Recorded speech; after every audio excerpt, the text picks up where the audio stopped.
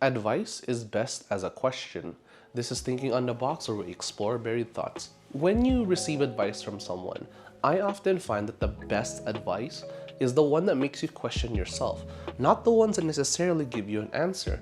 Because the ones that give you an answer, for example, you should buy a house now because the market is good, or you should go back to school to earn more money, as in a higher paying job.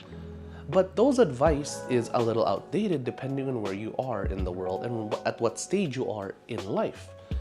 But if the advice was something like, however, if the advice is something like, maybe you should ask yourself, is this really how far you can go? Then that puts the situation in the power of the person itself. You are not giving them an answer or a path forward because you understand that they have to manufacture that themselves.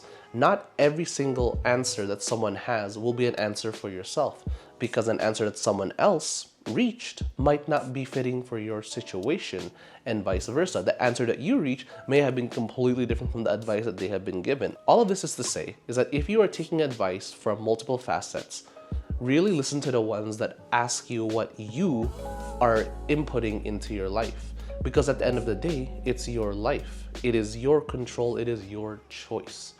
And if you were going to take anything away from this video today, take the fact that when it comes to advice, whether it be giving or receiving, that there is necessarily no good or bad advice. However, there is well-structured and well-intentioned advice. Hopefully, you can tell when someone just gives a throwaway advice that somewhat answers your question but doesn't really get you anywhere more than where you are right now.